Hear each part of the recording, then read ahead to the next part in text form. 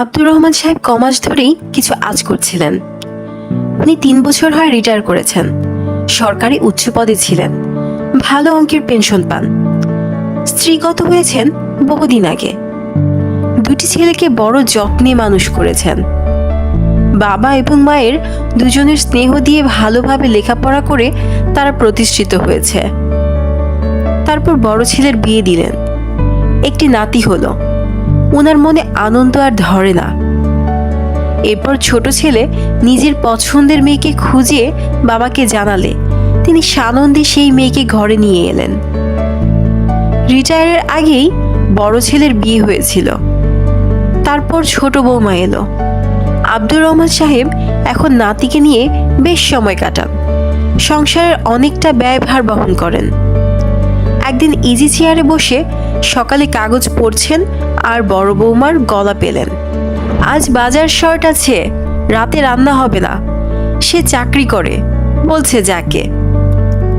এ বাড়িতে ছেলেদের জন্মের আগে থেকে কাজের মেয়ে জয়নব আছে।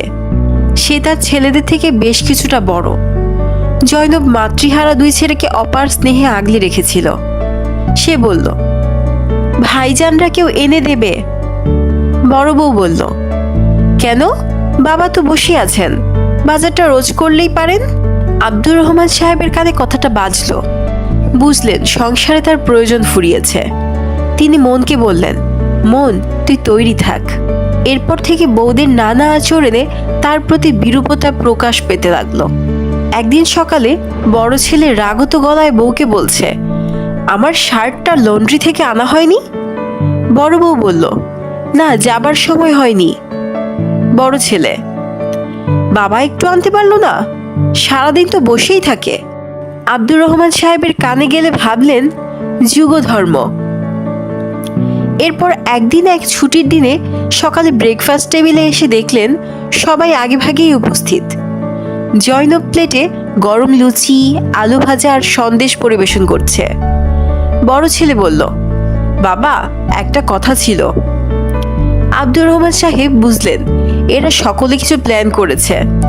বললেন, বলো। বড় ছেলে বলল, জানো বাবা, কাল অফিসের কাজে গাজীপুর গিয়েছিলাম। কাজের ফাঁকে সময় পেয়ে ওখানকার দর্শনীয় জায়গাগুলো দেখতে বেরিয়েছিলাম। দেখলাম নদীর ধারে স্বাস্থ্যকর পরিবেশে একটা সুন্দর বৃদ্ধাশ্রম চালু হয়েছে। দেখেই ভাবলাম তুমি ওখানে মনোরম পরিবেশে শেষ জীবনটা থাকতে পারো।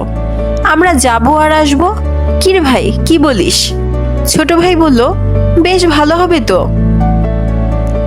আব্দুর রহমান সাহেব হেসে বললেন, সব তো শুনলাম, কিন্তু বাবারা, তোমরা যেমন আমার জন্য ভাবো আমিও তোমাদের জন্য ভাবি।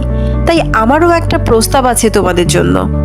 তোমরাই বরং জুৎসই এবং মনোরম পরিবেশের একটা যৌবনাশ্রমের খোঁজ করে নিয়ে সেখানে গিয়ে থাকো না কেন?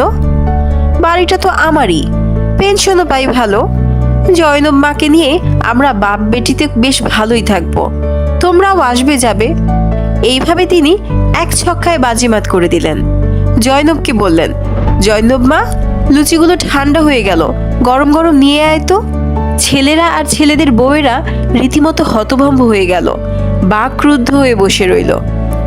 দিনকাল পাল্টাচ্ছে, তাই যোগ্য জবাব দেবার জন্য তৈরি থাকা উচিত। তা না হলে ভবিষ্যতে বড় বিপদে পড়তে হতে পারে। বাড়িঘর জায়গা জমি সন্তানদের লিখে দিবেন না। আপনার ঘরে আপনি বসবাস করবেন। দরকার হলে ছেলেমেয়েরা বাড়িঘর তৈরি করে যৌবনাশ্রমে থাকবে।